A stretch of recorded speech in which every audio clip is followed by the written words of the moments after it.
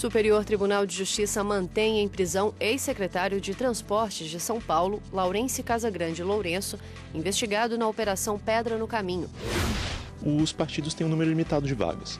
Então, é necessário que eles se reúnam nas convenções para definir não apenas os seus candidatos, mas também as alianças, ou seja, as coligações que vão ser levadas ao pleito eleitoral.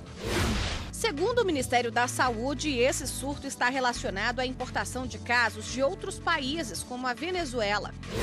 Aquela política mesmo de solidariedade, pede a um, pede ao outro, e assim a gente vive mesmo de doação.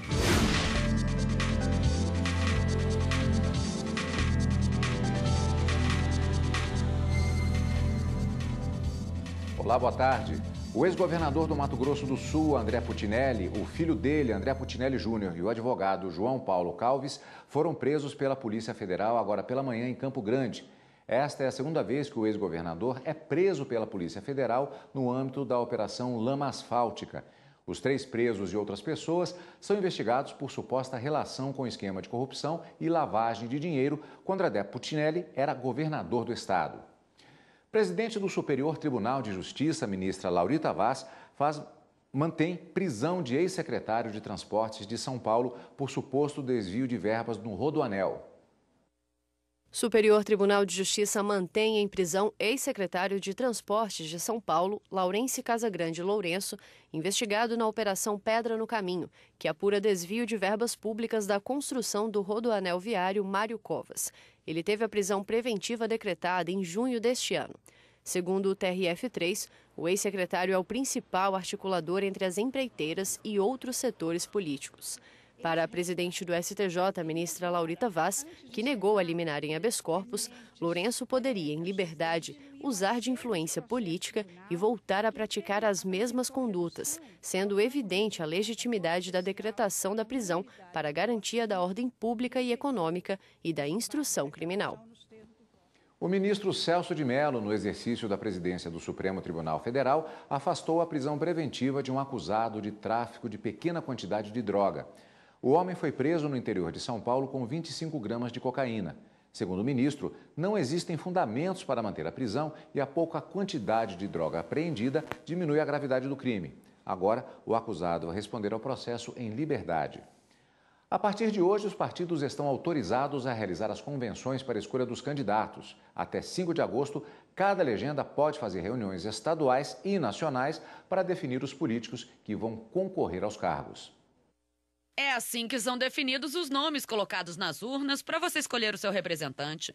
Presidente e vice, governador e vice, senadores suplentes, deputados federal, estadual ou distrital. Para todos esses cargos são realizadas reuniões em cada partido em níveis nacionais e regionais. Só podem concorrer pessoas filiadas. E pode apostar que tem muita gente na fila. Mas os pré-candidatos só são oficializados depois dessa votação interna com os delegados dos diretórios. Ainda que seja defensável que todo filiado a um partido político tenha o direito subjetivo à candidatura, os partidos têm um número limitado de vagas.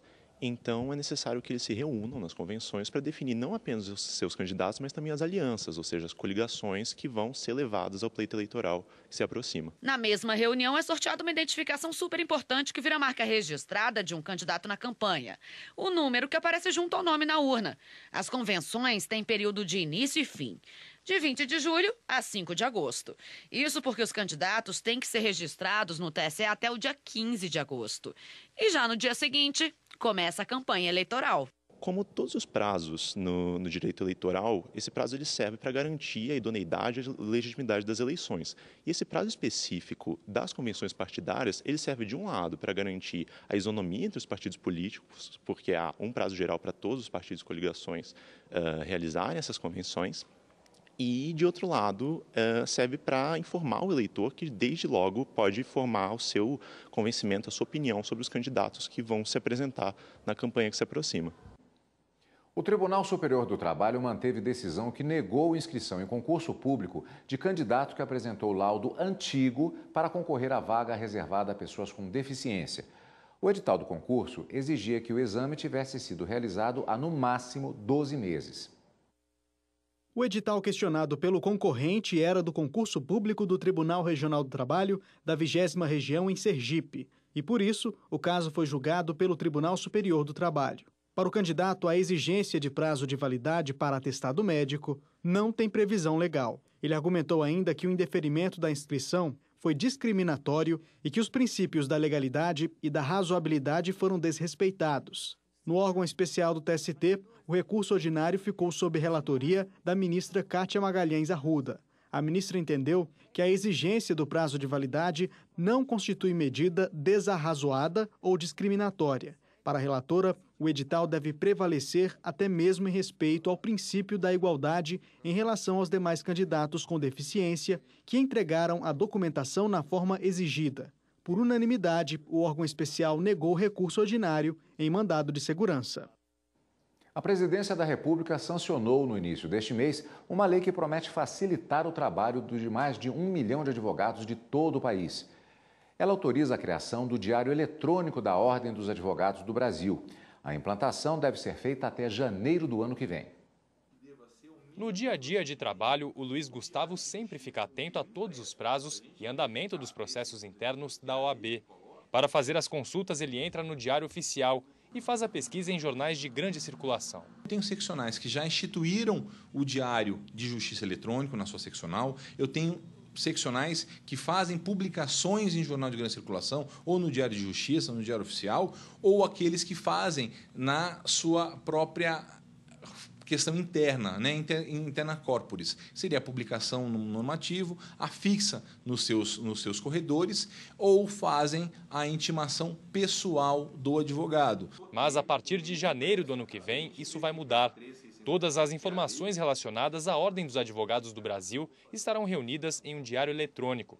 A princípio vão ser publicadas notificações e decisões da OAB, o que não impede a divulgação de outros atos. Traz uma segurança maior para o advogado. Ele vai saber aonde vai ter a publicação dos processos que ele responde ou que, de repente, ele é autor das representações. Com a novidade, a promessa é de redução dos custos e do tempo de pesquisa.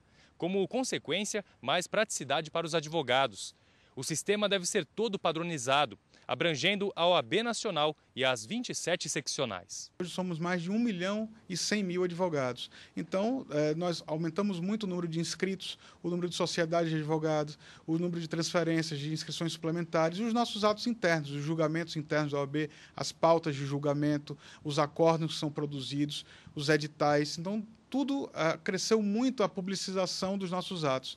Então, é importante que nós tenhamos, até por uma questão de custo, nós temos um custo muito grande hoje, principalmente o Conselho Federal, que nós tenhamos um diário eletrônico que trará celeridade, trará transparência, trará maior eficiência na prestação dos nossos serviços, beneficiando os próprios advogados. E no próximo bloco do Jornal da Justiça, o Ministério da Saúde confirma quase 700 casos de sarampo em 6 estados brasileiros. Segundo o Ministério da Saúde, esse surto está relacionado à importação de casos de outros países, como a Venezuela.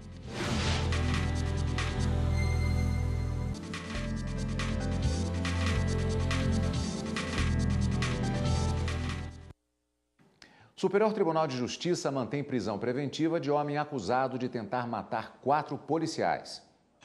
De acordo com a denúncia, em 1999, em São Paulo, em um mesmo dia, o homem roubou 2 veículos, apresentou documentos falsos, resistiu à prisão e atirou contra 4 policiais. A defesa ajuizou habeas corpus para revogar a prisão preventiva, o que foi negado em primeira e segunda instâncias. No STJ, a ministra Laurita Vaz também negou o pedido. Ela destacou que, de acordo com o Tribunal de Justiça de São Paulo, todos os crimes foram confessados pelo réu e que deve-se considerar também os antecedentes criminais e o perigo à sociedade. A ministra ressaltou ainda que o caso não se enquadra nas hipóteses excepcionais que possibilitariam o deferimento da liminar em habeas corpus. O mérito ainda vai ser julgado pelos ministros da 6ª turma. O Ministério da Saúde confirmou quase 700 casos de sarampo em 6 estados brasileiros. Atualmente, o país enfrenta surto da doença em Roraima e no Amazonas. Segundo o Ministério da Saúde, esse surto está relacionado à importação de casos de outros países, como a Venezuela. Foram 677 confirmações esta semana. No Amazonas, Roraima, Rio de Janeiro, Rio Grande do Sul, Rondônia e São Paulo. Outros 2.724 casos estão em investigação.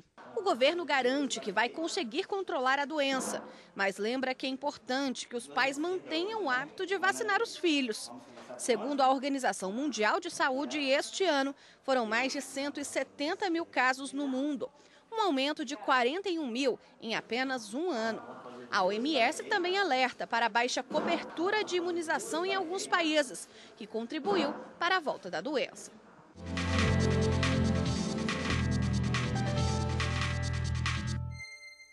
Para falar mais sobre o assunto, recebemos aqui nos estúdios da TV Justiça o advogado Luiz Fernando Moreira, a quem, antes de mais nada, eu agradeço a presença conosco aqui. Boa tarde, doutor. Boa tarde.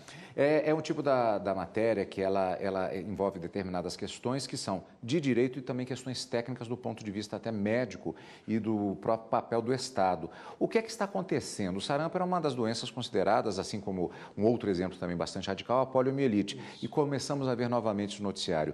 O que é que está acontecendo com relação a isso, doutor? Na verdade, infelizmente, uma parte da sociedade, especialmente aquela classe mais favorecida, tem sido influenciada negativamente com informações de que as vacinas gerariam problemas, especialmente com relação ao autismo, o que é uma inverdade. Inclusive, o próprio autor desses estudos, ele foi cassado nos Estados Unidos e foi processado por fraude. Isso é muito importante dizer. Na verdade, as vacinas têm, de fato, eficácia, tá? E devem ser aplicadas nas crianças. Essa questão, como o doutor bem disse, foi de um médico americano. Isso já rendeu até episódios de seriados, filmes. Isso tem tido uma repercussão muito grande, particularmente no hemisfério norte. Quer dizer que essa mentalidade, e que comprovadamente, pelo que eu estou sabendo, doutor me corrija se eu estiver errado, incorreta, cientificamente comprovado isso está chegando no Brasil, está gerando esse tipo de situação de saúde pública? Infelizmente, sim.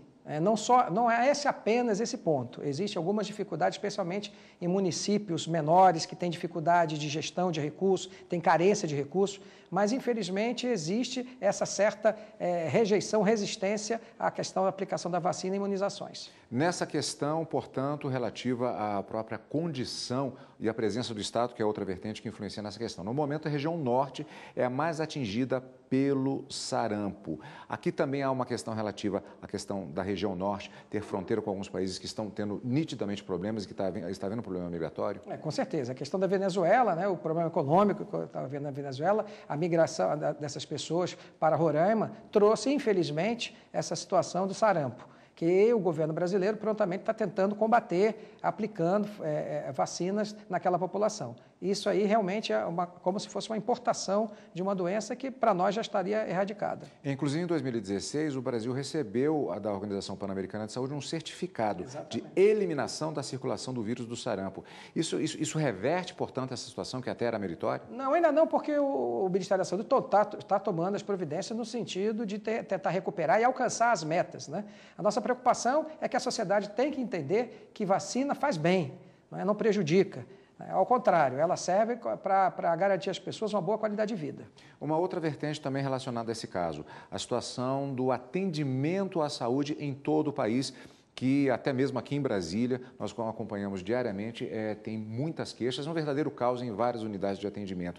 Isso também está influenciando nesse caso? Também. A questão de gestão de recursos, a questão de gerenciamento, tudo isso aí também influencia. Mas essa resistência maior ainda é a prevalência. O que é que os pais podem fazer? Na verdade, o Estatuto da Criança e do Adolescente estabelece no artigo 14 que a obrigação dos pais é participar do programa de imunização.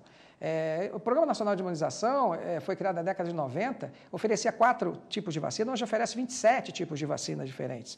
Então, o Estado está à disposição daquele cidadão para levar seu filho e fazer a imunização. O que, na verdade, precisa é consciência das pessoas e saber que não é porque vai oferecer uma boa alimentação, que a criança tem boas condições de vida, que ela vai ficar imune a esse tipo de vírus ou a esse tipo de doença. O papel dos pais é fundamental também nessa campanha que vem aí entre 6 e 31 de agosto. Aliás, até aproveitando e passando informação para os telespectadores, o dia D é no sábado, 18 de agosto. E o público-alvo dessa estratégia são crianças de 1 ano a menores de 5 anos. Aqui o papel dos pais também novamente fundamental. Com certeza. E a prevenção é o melhor caminho, é o caminho mais barato, mais efetivo.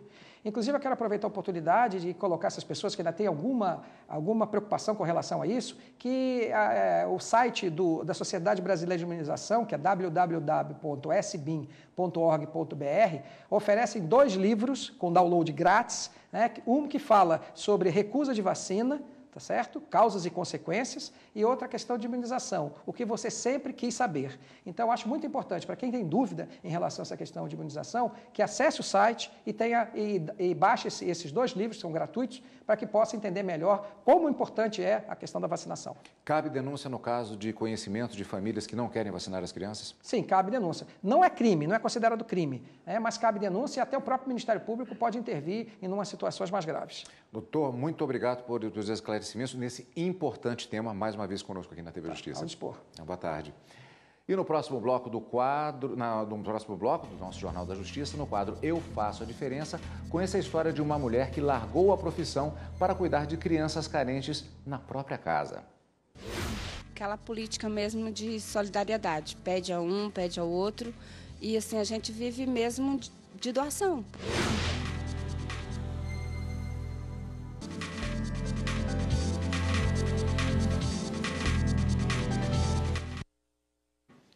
A ministra Carmen Lúcia, presidente do Supremo Tribunal Federal e do Conselho Nacional de Justiça, está no interior do Acre para uma vistoria em um presídio. Quem tem os detalhes por telefone é o repórter Guilherme Menezes. Cruzeiro do Sul fica no extremo oeste do Brasil, a cerca de 50 quilômetros da fronteira com o Peru, em linha reta. A penitenciária da cidade, uma das 13 do estado, tem 260 vagas, mas está com 729 detentos, quase 3 vezes a capacidade. Nos últimos 12 meses, a unidade passou por pelo menos 2 rebeliões e 3 fugas de presos em grupos. A última inspeção do CNJ aqui foi em 2010. Nesta de hoje, a ministra Carmen Lúcia está acompanhada de 4 juízes auxiliares do Conselho. Eles fazem um levantamento completo. Analisam, por exemplo, a relação entre o número de presos e o de vagas, a situação das instalações e a quantidade de servidores. Guilherme Menezes, de Cruzeiro do Sul, no Acre. A visita vai continuar durante a tarde. Neste momento, a ministra Carmen Lúcia está no Tribunal de Justiça do Acre com desembargadores do Estado. Ela pede ajuda para acelerar os julgamentos dos presos provisórios que cumprem pena na penitenciária Manuel Nery da Silva. Atualmente, eles representam metade de toda a população carcerária do local. O momento mais sonhado na vida de muitas mulheres acaba, para várias delas, sendo também o mais traumático. São pacientes que relatam, na hora do parto, intervenções desnecessárias e até mesmo agressões por parte de profissionais de saúde. São as chamadas violências obstétricas. E o Ministério Público Federal está atento e tem cobrado dos responsáveis. Agora a Júlia vem.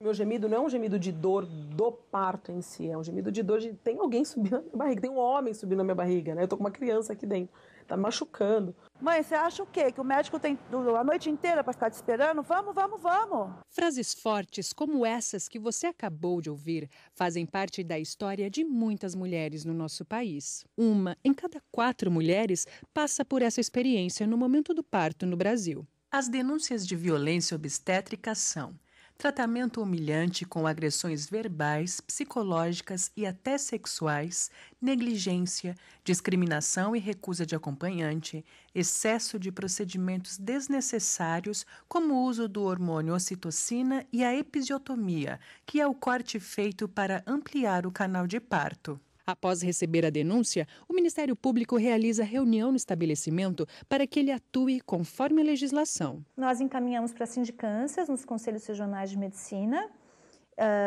para que também eles respondam por atos abusivos que tenham praticado e passem a agir conforme o Código de Ética Médica diz que devem agir. Outra realidade que caminha ao lado da violência obstétrica é o alto índice de cesarianas realizadas no país. Existe um rol de intercorrências que podem acontecer. Não são muito frequentes? Não são, mas podem acontecer sim. O próprio procedimento cirúrgico, ele tem os seus riscos, você está fazendo uma cirurgia com a barriga da paciente aberta, então tem sim uma chance de infecção, tem uma chance de sangramento, tudo, que no parto normal não tem essas em específico, mas também tem determinados riscos. O procedimento que muitas gestantes não gostariam de vivenciar pode entrar na lista uma vez que aconteça de forma abusiva, sem necessidade e sem o consentimento da mãe. Eu deixei claro, né? Eu não sabia dizer assim, olha, eu não quero uma episoctomia, eu não quero uma ocitocina, mas o fato de eu falar, eu não quero uma anestesia, que na minha cabeça era a forma máxima de intervenção, já deixava meio que claro na minha cabeça, né? Jovem, enfim, mãe de primeira viagem, de que eu não queria uma intervenção. Em 2017, o Ministério da Saúde criou diretrizes que garantem a todas as brasileiras o acesso ao parto humanizado. Alguns estados, como São Paulo e Santa Catarina, possuem leis estaduais assegurando esse direito. Hoje eu sei o que eu passei. Eu vivi uma violência obstétrica, né? E aquilo me gerou uma revolta muito grande. É uma coisa que você não consegue reverter. Você não consegue fazer diferente, porque já foi, é um momento único que deveria ser muito gratificante, muito prazeroso para a mulher, e nem sempre é assim.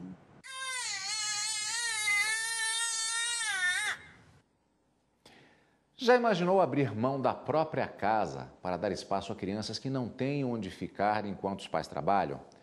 Pois é, foi isso que fez uma ex-técnica de enfermagem que também largou a profissão para se dedicar exclusivamente ao projeto solidário Uma Creche, que funciona numa cidade carente do Distrito Federal. É o que a gente vê agora no quadro Eu Faço a Diferença.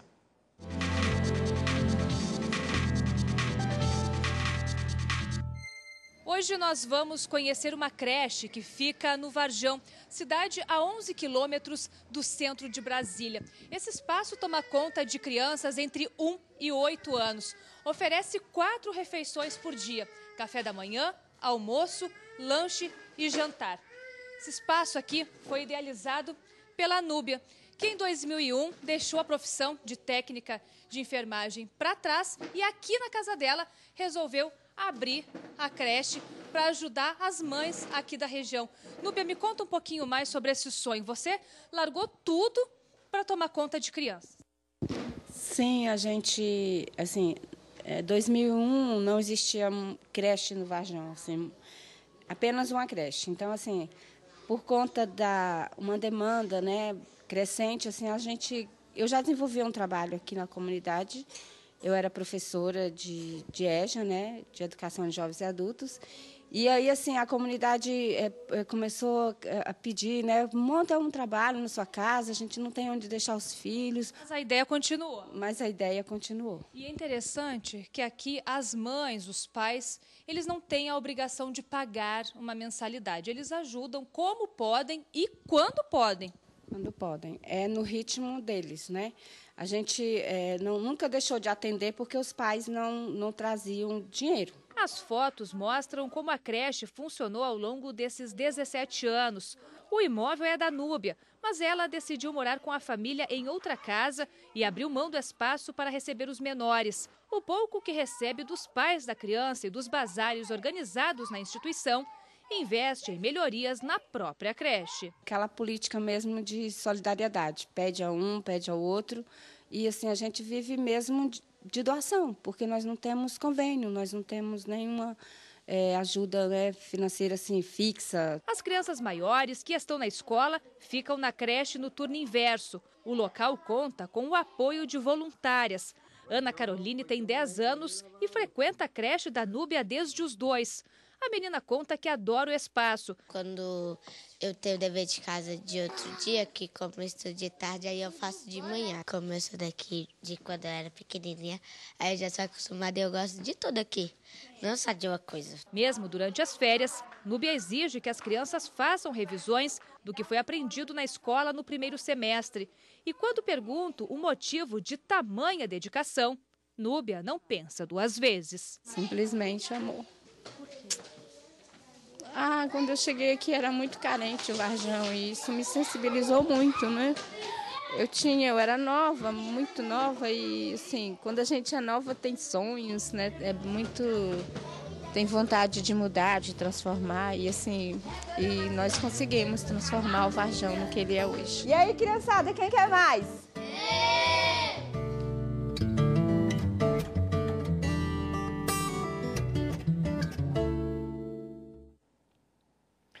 Quem quiser ajudar nesse projeto pode falar diretamente com a Núbia, a coordenadora da creche.